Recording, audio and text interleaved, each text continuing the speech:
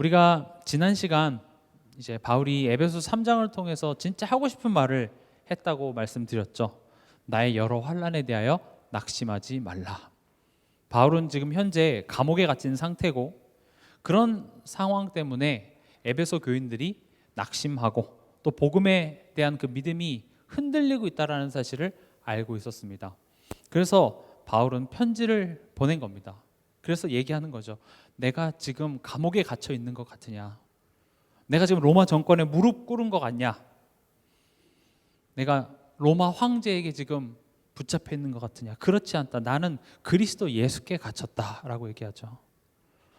나는 너희를 위하여서 지금 이 감옥에 갇혔다. 이것은 고난이 아니라 너희를 위한 영광이다라고 바울은 걱정하고 낙심한 에베소 교인들에게 편지를 보내서 가리키는 겁니다. 근데 오늘 우리가 읽었던 내용을 보면은요, 이제 바울의 기도가 시작이 됩니다. 이 부분은 사실 되게 중요한데요. 바울은요, 가르쳤지만 가르치는 것만 한 것이 아니라 동시에 뭘 하냐? 기도를 합니다. 교육만 있는 것이 아니라 교육과 기도가 병행한 것이죠. 바울은 알았습니다. 사람이 아무리 가르쳐도 결국 그들을 위해 기도하는 것이 없으면 그것은 아무런 능력이 되지 못하는 겁니다. 그래서 오늘 첫 번째로 바울은요, 이 가르침보다 비중이 뭐가 더 크냐? 이 기도가 더 컸습니다. 우린 대부분 가르치고 끝나죠. 또 가르침 또는 이제 우리 입장에서는 배움이 되겠죠. 제가 아까도 기도했듯이 아무리 훌륭하고 시대적인 메신저가 와서 얘기를 할지라도 성령께서 우리의 마음을 조명하시고 깨닫게 해주시지 않으면 그건 그냥 지식에 불과해요. 조금 부족한 메신저가 나와서 얘기를 할지라도 성령께서 그 마음과 생각을 주장해 주시면 그 말씀 하나가 사람의 말이 아니기 때문에 우리의 인생을 바꿔놓기도 합니다. 우린 이 사실을 아는 게 되게 중요합니다. 근데 우리의 모습은 뭔가 가르치려 들고 또 그냥 열심히 배우려고만 하지, 사실은 이 기도에 대한 부분들에 대해서 우리가 되게 간과하는 경우가 많습니다. 저도 오늘 본문을 보면서 참 많이 느꼈던 것이, 바울은 기도해라라고 말을 하는 것이 아니라 지금 본인이 기도하고 그 기도하는 자의 모범이 되고 있습니다.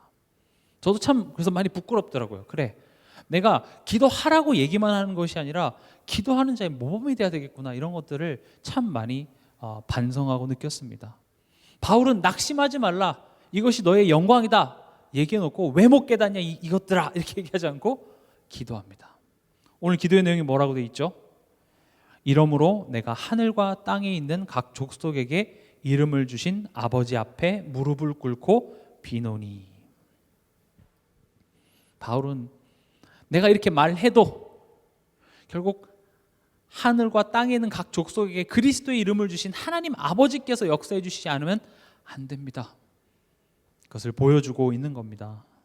우리가 이것을 통해서 어떤 거에 적용을 할 수 있죠? 이 부모와 자녀와의 관계 속에서 많이 배울 수 있습니다. 사실 부모가 자녀를 양육할 때 있어서 가르침보다 기도가 더 많아야 합니다. 내 자녀, 또 내 가정, 내 마음 같지가 않습니다. 내가 그렇게 들어주고 내가 그들을 위해주고, 근데 내 마음 같지 안 되기 때문에 우리는 결국 악을 쓰고 몽둥이를 들게 돼 있죠. 저는 그런 교육이 필요 없다고 얘기하는 것이 아닙니다. 오늘 바울도 마땅히 가르쳐야 될 것을 가르쳤죠. 그러나 그 가르침보다 바울은 하늘과 땅에 있는 각 족속에게 그리스도의 이름을 주신 아버지께서 하실 수 있다고 인정하는 기도로 시작됐다라는 겁니다.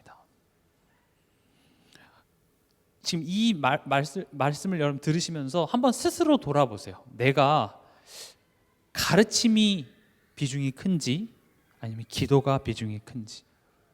기도라는 것을 하면 복을 받는다는 개념이 아니라, 지금 여기서 바울이 무릎을 꿇고 이렇게 돼 있죠. 무릎을 꿇었다라는 것은 무릎을 꿇는 기도를 해야 이루어진다라는 내용이 아니라 인정하는 겁니다. 내가 할 수 있는 것이 아닙니다라는 것을 인정하는 행위가 무릎을 꿇는 거예요. 내가 자녀를 한번 제대로 키워보려고 잡고 뭐 온갖 고함을 지르고 해도 결국 하늘과 땅의 모든 족속에게 그리스도의 이름을 주신 하나님 아버지께서 역사하지 않으면 내가 할 수 있는 것이 없습니다. 이게 지금 바울이 에베소 3장을 통하여서 우리에게 보여주는 것입니다. 저도 이 부분을 참 많이 배워요. 제가 사역을 하면서 사역 대상자들에게 알기 쉽게도 가르쳐주고 이렇게도 하고 저렇게도 하고, 근데 저의 가르침이 사람을 바꾸는 것이 아니라 그 마음에 성령께서 역사하셔야 돼요. 아무리 목이 터져라 고래고래 고함을 지르고 맛있는 걸 사줘가면서 해도 결국 그 영혼에 성령께서 역사해 주셔야 돼요. 오히려 그것을 인정하는 나를 하나님께서는 지금 더 원하시기 때문에 나를 하여금 자꾸 기도하게 하신다고요.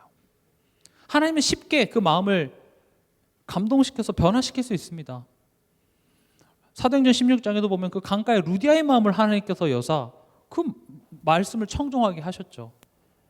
그렇게 내 자녀에게도 엄마가 말하면, 아빠가 말하면 하나님께서 그 권위를 세워주사 말을 듣게 하실 수 있어요. 어렵지 않습니다. 하나님한테 절대로. 근데 왜 이렇게 지지리도 말을 안 듣는 상황으로 이끌어갈까요? 결국 나의 능력, 나의 가르침이 아니라 하나님의 능력 앞에 무릎 꿇는 나 한 사람을 먼저 만들기 위해서 하나님께서는 그런 상황들을 허락하셨다라는 겁니다. 그래서 바울은 내가 하늘과 땅에 있는 각 족속에게 이름을 주신 아버지 앞에 무릎을 꿇고 비노니로 시작을 하는 겁니다. 내가 다 가르쳤지만 나는 나의 그 가르침에 너네들이 바뀌기보다 나는 하나님께 의지한다. 하나님이 너의 마음과 생각을 주장하기를 나는 기도한다. 그걸 보여주고 있는 것이죠. 여러분들이 이번 한 주간 한번 실천해 보세요. 내가 말씀을 들을 때도 마찬가지입니다. 우리 개인에게 있어서는 배움이 되겠죠. 가르치는 것이 아니라. 성령 하나님의 역사하심과 도우심을 구하는 기도.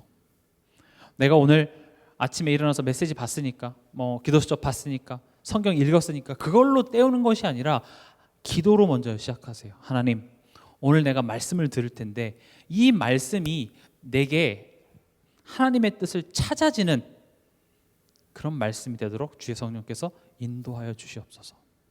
여러분들이 속상한 일 있죠. 여러분들이 사람과의 갈등도 있을 수 있습니다. 때로는 어떤 상황에 대해서 여러분들이 시험에 들 수도 있습니다. 그런데 사람이 찾아가서 여러분 그거 잘못했습니다 얘기하면 받아들여지던가요?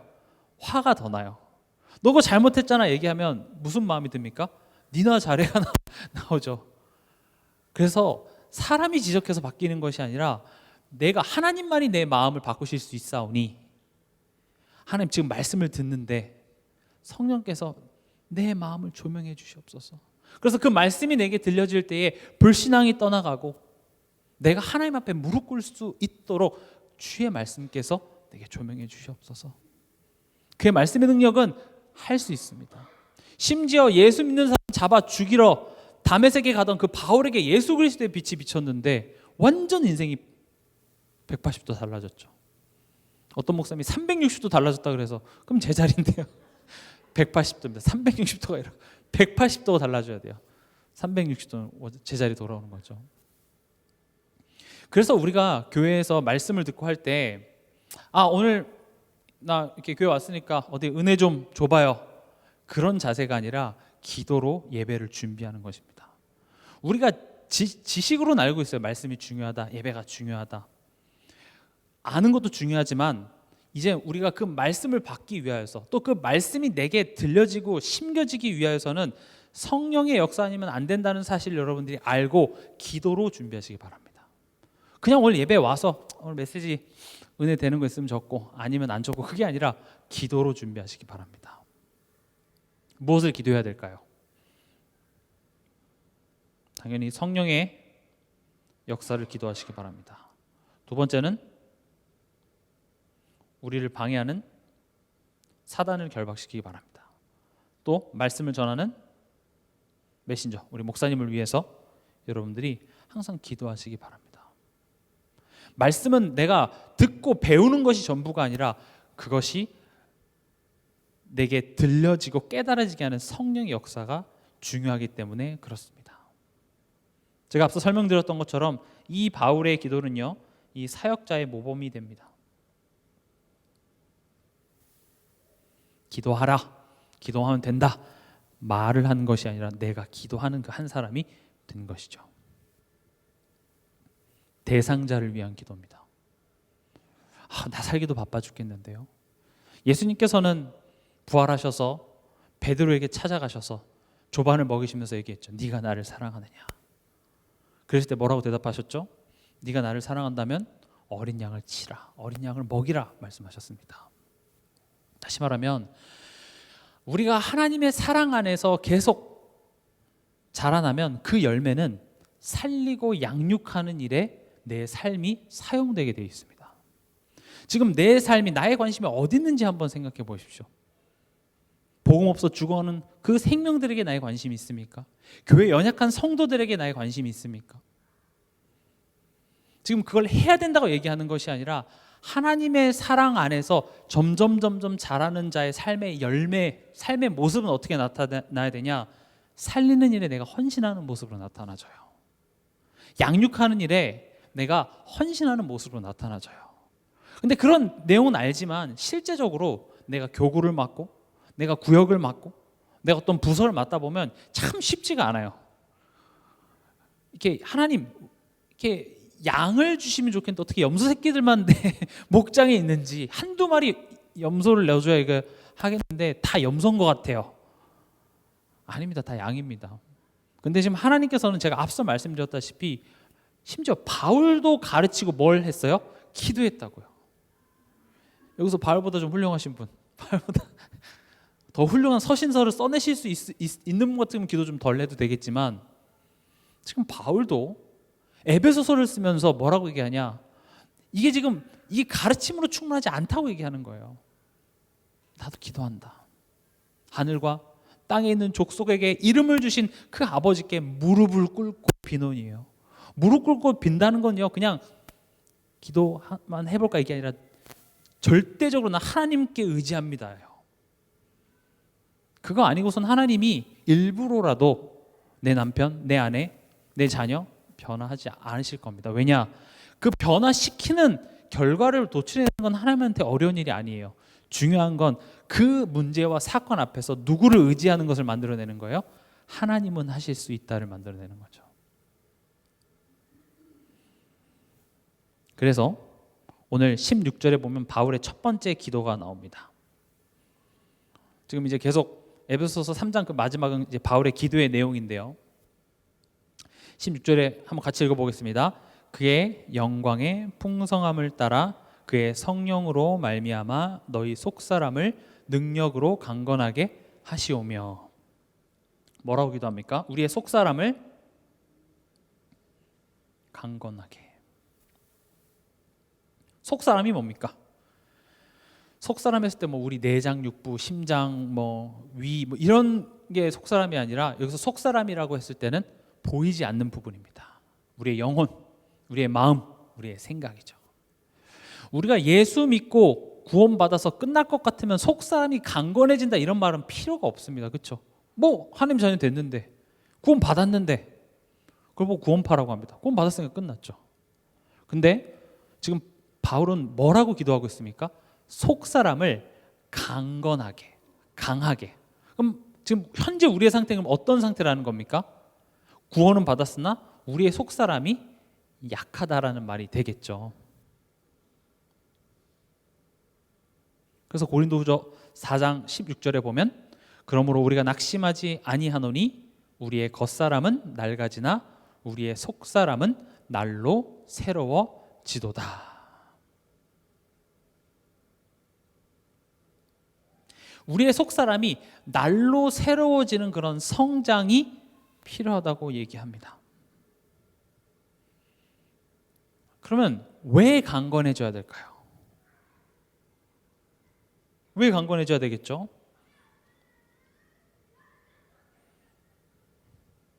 고린도전서 3장 1절에 보면 형제들아 내가 신령한 자들을 대함같이 너에게 말할 수 없어서 육신에 속한 자 곧 그리스도 안에서 어린 아이들을 대함과 같이 하노라 하면서 우리의 속사람의 상태가 어린아이와 같다 합니다. 어린아이는 어떤 특징이 있습니까? 약하고 무지해서 아는 것이 많이 없죠. 그래서 속고 넘어지기 쉽습니다. 예전에 그런 영상이 되게 유행했었는데 엄청 이쁘게 생긴 그 여자아이예요. 그러니까 진짜 그런 딸이 있으면 정말 불안할 것 같기도 해요. 그래서 엄마가 교육을 시키는 거죠. 이렇게 이름이 갑자기 뭐 생각이 안 나는데 아무튼 그 딸한테 이상한 아저씨가 와서 과자 사주면 가야 돼요, 말아야 돼요. 그러니까 이제 얘가 고민을 하는 거죠. 안 돼요, 이렇게 얘기하는 거죠. 아저씨가 와서 과자 사줄게. 가자 하면 뭘 해야 돼? 안 돼요. 아이스크림 사줄게. 그럼 어때? 좋아. 그래서 안 돼요라고 해야지. 아이스크림에 넘어가면 안 돼. 안 돼요. 얘기하자. 그러니까 또 그럼 수영하러 갈까? 좋아. 안 돼요라고 해야지. 그렇게 가르쳐줘야 돼. 아이들은요, 뭐 도둑이건 나쁜 아저씨건 몰라요. 그래서 유괴범들이 어떻게 하죠? 놀이터 같은 데 가서 뭐 사탕 뭐 이런 걸로 이제 아이들을 유혹하죠. 어린아이는요, 넘어지기 쉽습니다. 속기 쉬워요. 그러니까 지금 고린도 교회에 어떤 일이 지금 벌어졌냐면 교회 안에 바울파, 아볼로파 두 파가 나뉘었어요. 나는 바울파다. 나는 아볼로파다. 아볼로가 말을 되게 잘했어요. 바울은 말을 진짜 못했습니다. 그래서 이렇게 글은 되게 잘 썼는데, 그러니까 쉽게 말하면 설교가 별로, 되게 글도 잘 쓰고 그래서 훌륭하다 해서 왔는데 설교 말도 막 떠듬떠듬하고 생긴 것도 머리도 벗겨지고, 뭐 저렇게 배기시게 생겼냐, 뭐 그 너무 실망한 거죠. 근데 아볼로는 어때요? 말도 되게 잘하고 막 웃기고 막 이러니까 사람들이 교회 안에서 두 가지 파당으로 이제 나눠진 거죠. 근데 바울은 그 파당 짓고 있는 그 교회를 보고 교회 교인들을 보고 어리다 이렇게 얘기합니다. 지금 바울이 에베소서를 통해서 우리에게 얘기하는 게 뭡니까? 이방인이나 유대인이나 그리스도 안에서 한 세 사람으로 다시 태어났다고 얘기합니다. 한 가족으로 새롭게 우린 다시 태어난 겁니다. 우리 모두가 그리스도인이라면 우리는 잘 살고 못 살고 교육을 많이 받았고 적게 받았고 저 사람 성격에 나와 맞고 안 맞고 수준이 높고 낮고 상관없이 그리스도 안에서 한 세 사람으로 다시 지음을 받은 우린 겁니다. 근데 그 안에서 분쟁과 시기와 질투를 해서 하나 되지 못하게 하는 그 교인들을 보고 지금 바울은 뭐라고 하냐? 어리다라고 얘기하죠. 이건 지금 특정한 사람을 얘기하는 것이 아니라 우리가 다 그래요. 그럼 내 삶 속에서 하나님께서는 이 교회라는 것을 허락하셔서, 그럼 이 교회 안에 보면 다 나와 잘 맞습니까? 내 수준과 내 마음을 다 털어놓을 그런 사람들로 가득합니까? 아니면 참 쉽지 않습니까? 후자일 겁니다. 근데 하나님께서는 거기 안에서 우리의 속사람을 자라나게 하시겠다고 얘기를 합니다. 여러분들이 그 서신서를 보시면 우리의 옛사람에 대해서 얘기해지고 우리가 새로워져야 된다라고 얘기하면서 그 뒤에 요구되어지는 내용이 뭐냐 하면 사람과의 관계를 갖고 얘기를 해요. 하나 되라고 얘기해요. 서로 분쟁하고 분노하고 시기하고 질투하고 서로 갈라서는 것에 대하여서 자꾸 지적을 하는 이유가 하나 되는 것에 포인트가 있는 것이 아니라 어린 아이이기 때문에 우리가 복음을 받았지만 이 교회라는 것을 통하여서 나와 맞지 않는 사람들과 묶어 놓음 속에서 우리의 속사람을, 우리의 연약함을 드러내시고 그것을 하나님께서는 자꾸 키워나가게 하신다라는 겁니다. 장성한 분량에 이른 자의 특징은 뭐냐? 살리는 일을 합니다. 장성한 분량에 이르는 자가 하는 일은요, 하나 되게 만듭니다. 어리석다기보다는 어린 자, 신앙이 어린 자의 특징일수록 아무것도 모르고 이제 조금 알면 옳다 그르다를 분별할 수도 있게 되죠. 그러나 그게 성숙하고 깊어지면 깊어질수록 살리는 자리에 있게 되고 하나 되는 그 역할을 내가 하게 되는 겁니다. 우리가 잘 아는 솔로몬의 그 지혜를 말해주는 그 일화가 하나 있죠. 한 엄마가 자기 아이가 죽어서 옆집 다른 그 엄마의 아기가 내 아기라고 지금 주장을 하는 거예요. 그러니까 이제 친모는 진짜 미쳐버리겠죠. 갑자기 어떤 이상한 미친 엑스가 와가지고 지금 내 아이를 자기 아들이라고 하니까. 그래서 솔로몬한테 가서 이거 재판해 달라고 얘기하는 거예요. 그러니까 솔로몬이 뭐라 그랬죠? 가만히 보더니 칼 가져와, 반을 쪼개. 반 네 갖고, 반 네 갖고. 그러니까 가짜 엄마가 뭐라고요? 그게 맞습니다. 그게 공정한 거지. 그게 옳은 거잖아요. 50대 50 딱 이거 딱 자로 재주십시오. 심장 이쪽인데 심장도 이렇게 옮겨서 딱 맞게 잘라주세요. 근데 진짜 엄마 뭐라고 합니까? 죽이지 마세요. 저 여자 주세요. 지금 그 엄마는 굉장히 억울합니다. 갑자기 있다가 어떤 미친 애가 와가지고 지금 내 아들을 뺏기게 생겼는데 억울하지 않겠어요? 지금 제가 정말 잘못한 거잖아요. 이 여자가 친엄마가 잘못한 게 있습니까? 없습니까? 없어요. 하나도 없어요. 억울해요. 미쳐버릴 것 같아요. 그러면 거기서 그래 잘라주세요. 그래 내가 반이라도 가져야겠어요 라고 하겠습니까? 아니에요. 저 아이를 살리기 위해서 당신이 가져가세요. 억울함 속으로 들어가는 거예요. 그러니까 솔로몬이 어떻게 합니까? 진짜 엄마네. 진짜 엄마한테 줘. 이렇게 되는 거예요. 우리가 그 순간에 옳고 그름을 얘기해갖고 딱 공정하게 하면 될 것 같죠? 아니요. 이렇게 전체를 죽이는 거예요. 진짜 장성한 자는 살리는 일을 해요. 여러분, 그 교회사나 역사를 봐도 개혁은 언제 일어나는 줄 아십니까? 잘못된 걸 지적했을 때 나타나는 것이 아니라 그 잘못된 것을 내가 살리는 역할을 할 때 그 사람을 통해서 개혁이 일어나더라고요. 우리가 개혁교단에 있잖아요. 개혁교단은요, 유독 이렇게 나눠지는 게 많은 이유가 계속 개혁이 일어나서 그래요. 그건 좋은 겁니다, 사실. 인간이 만든 조직, 인간이 만든 단체 완벽하지 않아요. 연약해요. 그래서 부족함도 일어나요. 그래서 끊임없이 개혁을 일으키는데 그 개혁이 분쟁이 아니라 살리는 열매가 나기 위해서는 연약한 부분, 부족한 부분, 그것을 내게 보이신 이유는 나로 하여금 그것을 채우라고, 내가 그것을 감당하고 내가 살리는 역할을 하라고 내게 보이셨습니다. 그럴 때 개혁이 일어나는 거예요. 그럴 때 새로워지는 겁니다. 그런데 지금 다 사람들은 뭐만 하죠? 지적만 하는 거예요. 정작 바닥에 떨어져 있는 휴지 하나 내가 줄 그런 거 없으면서 틀리고 옳다만 자꾸 얘기하니까 그 사람의 분석이 맞을지 몰라도 전체가 다 죽어가고 후대가 죽어가는 거죠. 지금 오늘 이 본문에서 얘기하는 게 그겁니다. 지금 너네가 아볼로파, 바울파 나뉘어서 누가 옳고 그거 너네가 얘기하는 게 맞을지 몰라도 어린아이다 이렇게 얘기합니다. 우리가 강건해져야 되는 이유, 우리의 속사람이 강건해져야 되는 이유가 바로 여기 있습니다.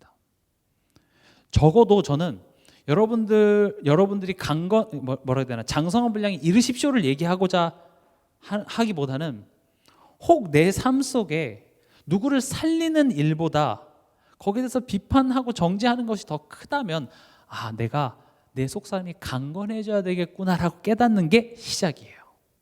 바울은 그걸 기도했어요.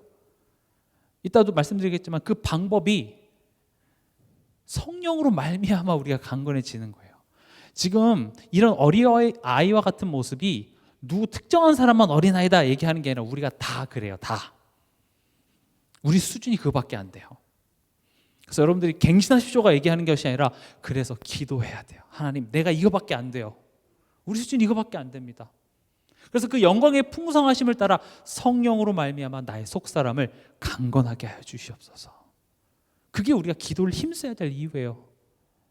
왜냐, 기도하면 우리에는 방법이 없거든요. 기도 아니면 서로가 서로를 헐뜯고 그거밖에 우리는 할 수가 없어요. 제가 이렇게 앞에 나와서 복음이고 이렇게 설명을 해도 저도 기도하지 않으면 시대적인 그런 목사님들도 기도하지 않으면요, 얼마나 목사님들이 되게 잘 싸워요. 목사님들 싸우는 거 좀 봤거든요. 무섭습니다. 기가 막혀요. 성경을 인용해가면서 싸우는데 아무리 시대적인 주의종이 어쩌고 저쩌고 해도 성령께서 그 속사람을 강건해 주시지 않으면요, 똑같아요. 인간은 다. 그래서 우리가 기도해야 돼요. 나도 내 결단으로 내가 잘 배워서 할 수 있는 게 아니기 때문에 기도해야 돼요. 기도할 필요성을 잘 못 느낀다는 자체가 지금 나의 현주소를 모르고 있다는 겁니다. 아주 뭐 기도 안 해도 괜찮던데요. 그냥 이번 한 주간 뭐 별일 없었고 기도할 필요도 별로 못 느꼈고요.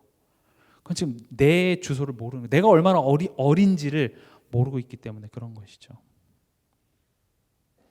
또 왜 우리의 속사람이 강건해져야 되겠습니까? 고린도후서 11장 14절에 사단이 광명한 천사로 우리를 속이기 때문에 그렇습니다.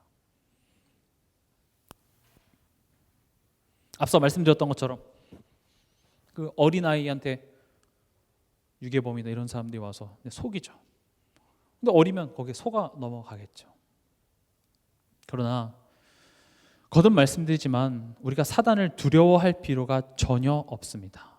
왜 그렇습니까? 사단이 하는 일은 우리로 하여금 죄를 짓게 해서 마귀의 소속이 되게, 그래서 마귀와 함께 지옥에 가는 것이 마귀가 하는 일입니다. 그러나 하나님의 아들이 나타나신 것은 마귀의 일을 멸하셨습니다. 여러분들이 100번 1000번 사단에게 속아도 여러분들의 신분은 절대 변하지 않습니다. 여러분들을 하나님의 사랑에서 끊을 수 없습니다. 우리의 무지함과 우리의 연약함과 우리의 믿음 없음이 하나님의 사랑에서 끊어내지 못합니다. 그래서 하나님께서는 예수 그리스도를 통해서 십자가에서 이미 그 처리를 다 이뤄놓으셨습니다.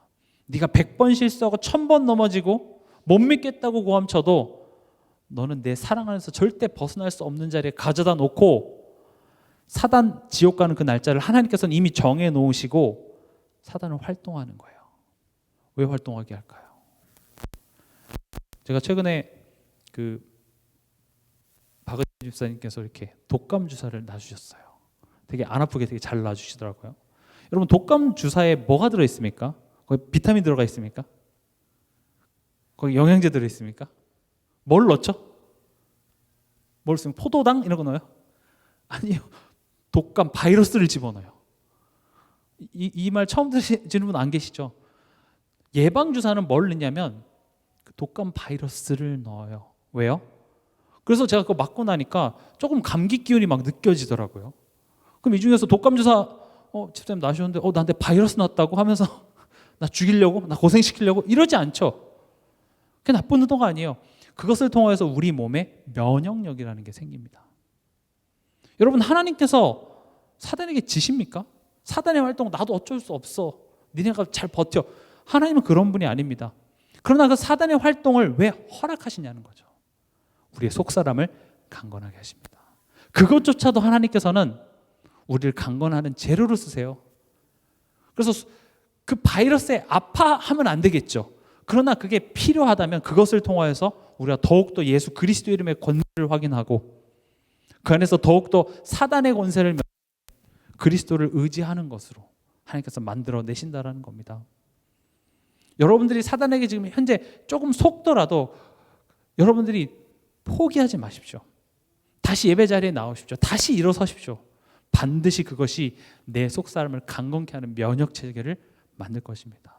중요한 건 배우는 것이 중요합니다. 내가 사단에게 속았구나. 다음부터는 내가 사단에게 속지 말아야지가 나와야지. 사단에게 속아도 괜찮다라는 말로 안심하지 말라는 거예요. 내가 속았다는 인지하는 것은 중요한 걸 두려워할 필요는 없습니다. 그러나 다음번에 또 속았을 때 지난번에 속았을 때 그 열매가 어땠어요? 아팠어요. 분열이 됐고 하나 되지 못하고 원망하는 것밖에 나오지 않았죠.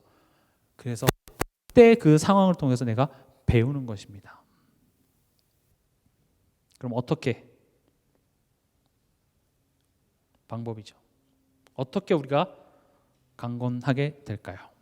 오늘 16절에 그의 영광의 풍성함을 따라 그의 성령으로 말미암아 너희 속사람을 능력으로 강건하게 하시오며 되어 있습니다.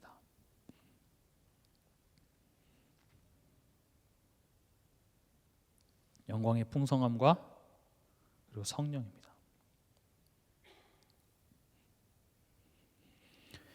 그러니까 처음에 영광의 풍성함부터 설명하면 영광의 풍성함, 우리가 복음을 얼마나 선명하고 정확하게 알며 내가 그거를 확고하게 흔들림 없이 아는 것, 그것은 시작입니다.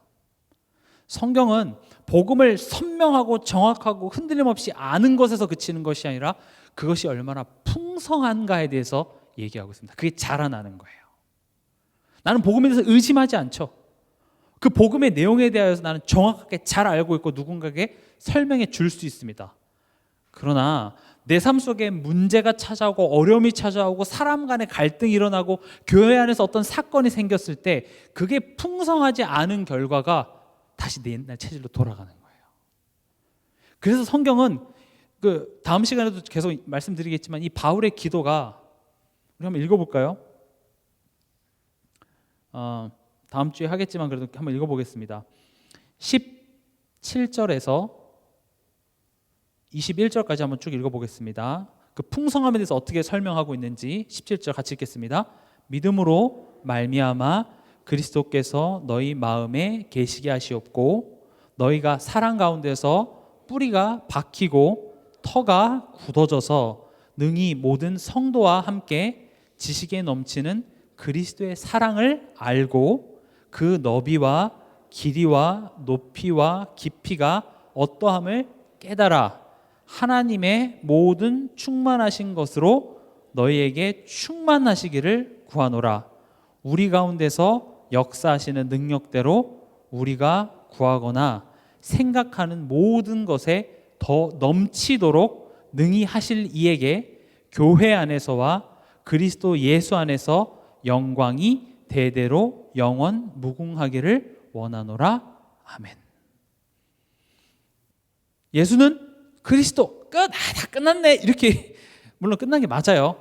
근데 지금 여기서 그 사랑을 알고 그 너비와 길이와 높이와 깊이라는 말 자체가 지금 우리가 아는 이론 차원이 아니라 그게 얼마나 깊은지를 그게 얼마나 풍성한지를 성령께서 깨닫게 하시기를 지금 기도하고 있어요. 그래서 어떤 사람이 그런 명언을 하더라고요. 인간이 아무것도 모른다라는 사실을 아는 것만큼 많이 아는 사람이 없어요. 우리는 다 안다고 생각하거든요. 근데 인간은 아무것도 모르고 있구나 라고 아는 사람이 제일 많이 알고 있는 거예요. 우리는 뭔가 다 아는 것 같죠. 그러나 공부를 하면 할수록 어떤 학문에 깊이 들어가면 들어갈수록 인간의 무능함이 결론으로 나올 수밖에 없습니다. 우리가 복음을 하나님의 은혜로서 우리가 알게 됐지만 그래서 처음에는 그 아는 감동과 그런 기쁨을 가지고 뭔가 삶 속에서 변화가 일어나는데 그게 오래되던가요? 아니에요. 하나님은 이게 더 깊어지길 원하기 때문에 내가 원하는 일만 내가 편안한 것으로만 이끌어가는 것이 아니라 이것을 더욱더 깊이 알고 그 사랑을 아는 자리로 우리를 자꾸 인도해 가신다는 거죠. 다시 말하면 하나님께 구했을 때 그 구하는 것을 주시는 일을 체험할 수 있는 시간을 허락합니다. 두드리지 않고 열어주실 수 있으나 두드리게 해요.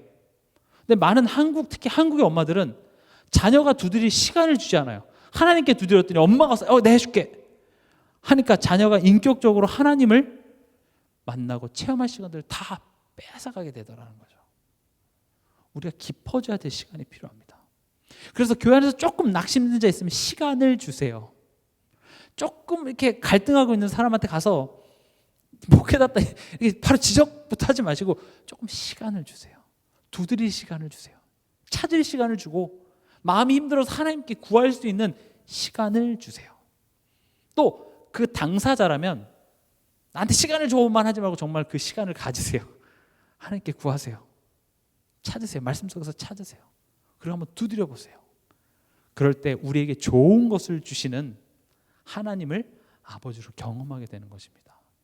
그런 하루하루, 그런 순간순간들이 그리스도의 이 사랑의 넓이와 길이와 높이와 깊이가 어떠함을 깨닫게 되는 그런 여정이 되는 겁니다.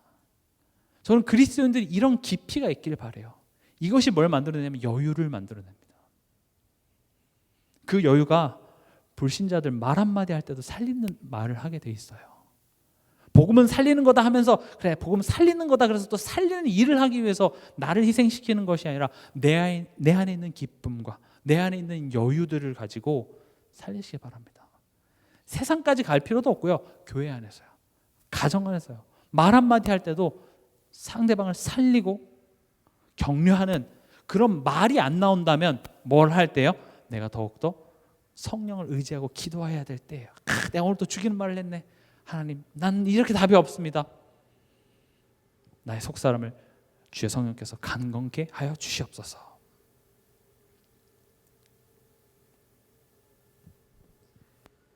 영광의 풍성함. 영광의 풍성함이라는 것은 하나님이 어떤 분이신지, 그 복음, 그리스도를 통해서 우리에게 나타낸 그 하나님의 사랑, 하나님의 지혜, 하나님의 의지, 그런 것들을 우리가 깨달아 그것을 누구로 말미암아요? 성령으로 말미암아 우리에게 깨닫게 하셔서 우리의 속사람을 강건케 하시겠다라고 말하고 있습니다.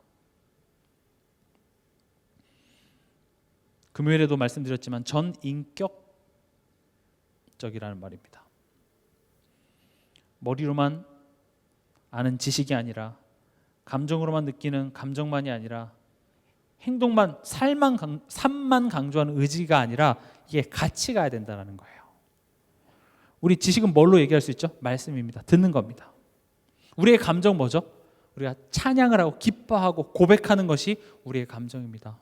의지는 뭡니까? 내가 예배 시간에 나오는 겁니다. 이 모든 것을 한 방에 할 수 있는 게 있습니다. 그게 뭐예요? 예배입니다. 그래서 와서 예배는요, 말씀만 듣지 않고 와서 뭐 합니까? 저는 어렸을 때 그런 생각을 좀 했어요. 그냥 복잡하게 이런 예배 수 이만큼 되잖아요. 그냥 오자마자 기도하겠습니다 하고 바로 메시지 하면 빨리 끝나고 좋잖아요. 그렇죠? 그렇게 안 하잖아요. 아니, 화집회 이런 데 가면 말씀 딱 하고 기도하면 싹 다 나가잖아요. 찬양할 때는 다 밖에서 듣다가 이제 메시지 시작하는데 빨리 들어가자. 그냥 들어가서 메시지 듣고 기도하겠습니다 하면 벌써 쫙 저 뒤에부터 싹 다 나가죠. 우리가 그건 이제 훈련이니까요. 그런 훈련에 우리가 체질돼 있다가 막상 예배 와서 처음에 이렇게 띵 종 울리는 것부터 벌써 지겨워. 종 울리고 일어나서 예배 드리고, 예전에는 교동문도 읽었죠.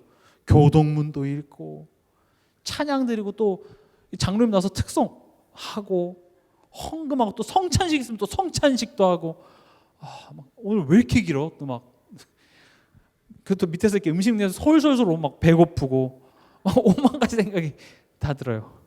왜 예배에 그런 순서들이 많을까요? 왜 그러냐?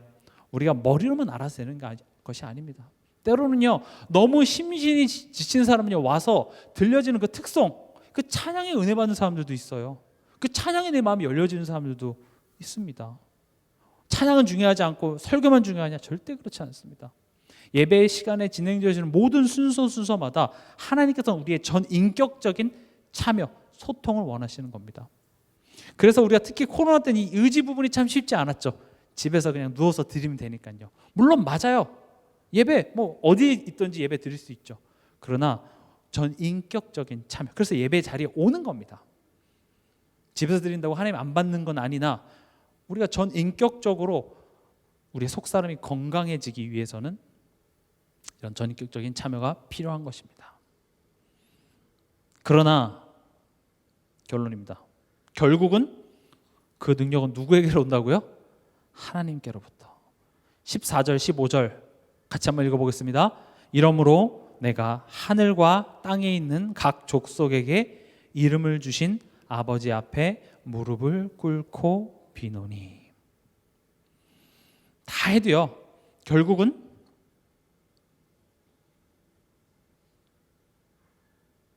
성삼위 하나님, 그리스도의 이름을 주신 아버지의 영광의 풍성함을 성령으로 말미암아 우리의 속사람을 강건해 주시는 역사, 그것을 아는 것이 중요합니다.